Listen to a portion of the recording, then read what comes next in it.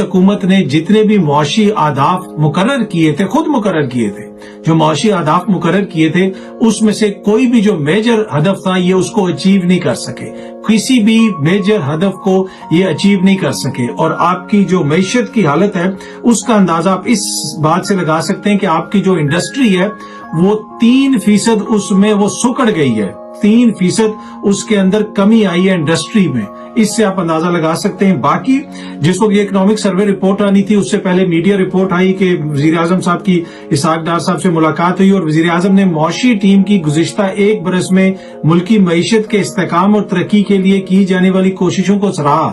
یہ باقاعدہ رپورٹ ہو رہا تھا میڈیا کے اندر۔ اب وہ جو ترقی 1 سال کے اندر انہوں نے کی ہے تھوڑی سی اس کے اوپر بھی نظر ڈال لیتے ہیں۔ سال 2021-22 جو عمران خان کا سال تھا اس میں جو جی ڈی پی تھا، جو شرح نمو تھی ہماری، جو جی ڈی پی تھا وہ اس کی گروتھ تھی 6%۔ جی ہاں جی 6%۔ اور ان کے دور میں کتنی رہی؟ آپ کہتے ہوں گے کہ یہ تجربہ کار ہیں تو 7% اور 8% رہی ہوگی۔ نہیں جی، چلیں جی بہت برے حالات تھے تو وہ 5% رہی ہوگی، اور زمین آسمان ایک ہو گیا تھا تو 4% رہی ہوگی، اس لیے کہ خان صاحب کے پچھلے دور میں 2 سال کرونا رہا تھا، اتنے مسائل رہے تھے، تو اگر انہوں نے بھی آخری سال میں 6% اچیو کی ہے گروتھ تو انہوں نے کم از کم 5, 6, 4% تک کی ہوگی۔ نہیں، نہ 3, نہ 4, نہ 5, نہ 2, نہ 1.3%۔ جی ہاں جی 0.3%، 0.3% ہماری گروتھ رہی۔ اس کے علاوہ میں مزید چیزیں آپ کو بتاتا ہوں۔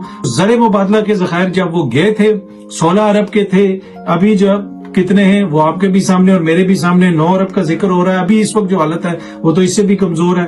ترسیلات زر جو ہیں وہ خان صاحب کے دور میں جو باہر سے ریمیٹنسز آتے تھے، جو اوورسیز پاکستانی پیسے بھیجتے ہیں، وہ 31 ارب ڈالر، 31 ارب ڈالر، 1 ارب ڈالر لینا ہے ہم نے آئی ایم ایف سے یا 1.5 ارب، اور وہ ہمارے ساتھ جو سلوک کر رہا ہے وہ آپ کے بھی سامنے اور ہمارے بھی سامنے۔ اور اوورسیز پاکستانی جو 31 ارب جو ہے انہوں نے صرف 1 سال میں بھیجا تھا، اس کے اوپر آپ دیکھیں حکومتی رویہ کیا ہوتا ہے، کسی بھی دور میں حکومت ہو، اور اوورسیز پاکستانیوں کے ساتھ ان کا سلوک کیا ہوتا ہے وہ بھی آپ کے سامنے۔